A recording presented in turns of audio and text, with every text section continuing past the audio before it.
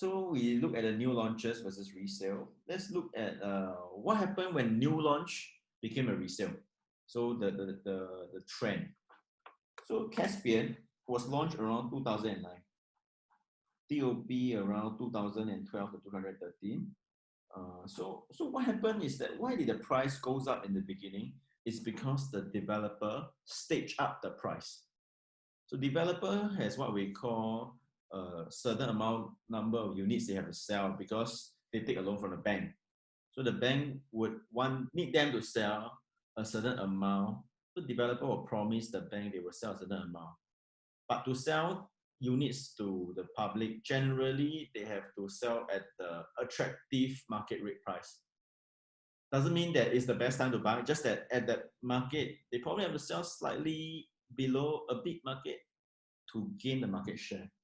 So in the beginning, the prices usually was the lowest in 2009, for example, during the GFC lah, 2009. After the GFC, I mean. So 2009, they were selling around 500 plus, 570, 580 per square feet. So over the years, they have increased to about 1,002, 1,003. And then during TOP, people will start to buy because Singaporeans generally like new property. So as there are more resale transactions, there are valuations. Because during new launch, whatever price you lock in will be the valuation. So the banks will give you generally 75 or at the time 80% loan, no problem. Okay, at the price you buy. If you buy 1 million, your loan 80%, assuming your income qualifies, will be 800,000. So by 2013, 2014, when the project TOP, that is when it became a resale market. And when there are valuations, people tend to want to buy at valuation, slightly above valuation, or best if it's below valuation. And hence the price became stagnant after the TOP. So this is for Caspian. Remember earlier we showed at 2009 and 2012, 2013, if they buy and sell, you generally get the bulk of the profit. For Double Bay, similarly, launched in 2009, TOP in 2012, 2013, price went up a bit, and then after TOP, price became stagnant. So it applies for all new launches. Generally, this trend applies lah. Not 100%, but usually it applies. So lastly, I will talk about profiting even before TOP. So this is in Jalan Kayu area, a development called High Park Residences. This was launched in 2015, launch 2015. A nearby property called Park Botania was launched in 2017. Okay. So in 2015, when High Park was launched, 0601 was bought at 0601 was bought at 683. So ballot everything got it at 683. After Park Botania was launched, maybe some buyer want to look at High Park because want to move in early lah. They bought 0601 at 830. So this first owner made 147,000 profit, excluding all the other charges lah. Just on paper gain itself, and of course make the real cash profit gain, 147,000. So he bought at 1244 PSF. Reason because nearby condo, Park Botania, was transacting very close to High Park prices.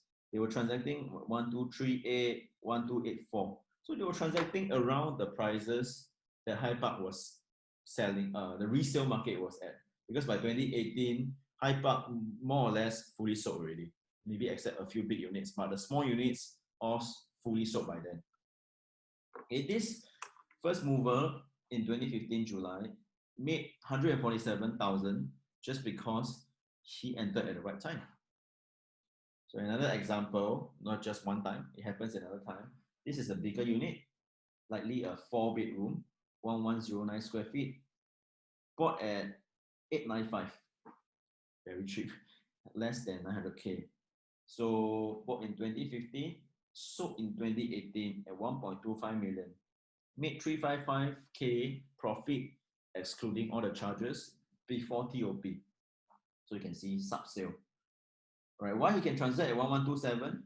Because nearby Botania was transacted at about 1170, 1164. So around there. So buying at a first mover advantage is very important because you will be buying at the developer's price, and then when you want to resell, the second owner help you make profit. But of course, the second owner, why they want to buy is their reason, and maybe they want to place immediately. But if you're looking at investment perspective, this is something you can consider. So another thing, this is still High Park. This is one of the High Park site plan. Unit 38 is facing the guardhouse, and Unit 57 is facing the swimming pool. So you see, this unit facing the guardhouse is a 3-bedroom premium, 980 square feet. Whereas the unit facing the pool is a 3-bedroom, or what we call 3-bedroom compact today, 872 square feet, 3-bedroom. Unit price around the same. Difference is the facing.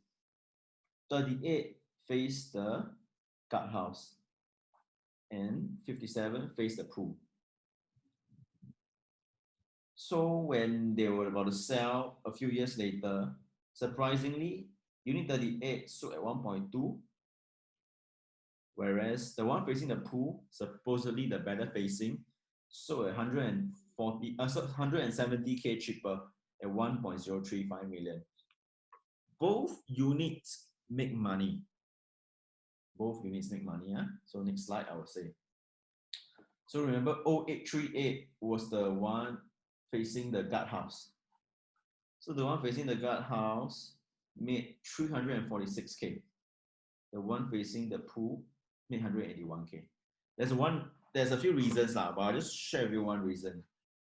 The 3-bedroom smaller units, 872 square feet, is basically a 3-bedroom compact. So a 3-bedroom compact is a unit that most people buy for investment. Whereas for 980, people actually buy for own stay generally. So if you buy for own stay, generally there are less units available on the market on TOP.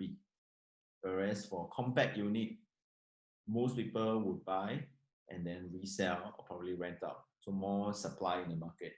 So this is one of the reasons why the 3-bedroom premium, even though buy at the same price, are able to sell at a higher price. Second reason is PSF because your unit is bigger, and if you sell at the same price, let's say for example when they buy, it is bought at a lower per square feet. So 0838, the per square feet when they buy was 872, whereas the compact unit was 957. Yeah. So the second thing is the PSF runway. And thirdly, it also depends on the agent who have the sell. So 0838, you can say it's facing the entrance, but it's 8th floor. 8th floor, you really literally need to look downwards to see the entrance. But if you actually stand in the unit, maybe you can say you're facing some water feature. You look far enough, you can see the long pool, lap pool. Whereas 0657, which is looking at the pool, it's actually beside a tennis court and a basketball court on the right side. Sorry, a bit small. Yeah, you can see it's a basketball court, tennis court. So it depends on the angle we sell as well. So because when we buy a new launch, building under construction, we generally have this site map. But in a resale viewing, in my opinion, many people don't look at the site map. And that's why they look at the actual unit, they see what they can see, and they commit or they give an offer. So that's when negotiation begin to start. And that is that's some of the reasons why I feel that the 3-bedroom premium 0838 is of a much better value than 0657, which is of a technically better facing, but sell at a lower price. So lastly, I want to go to the product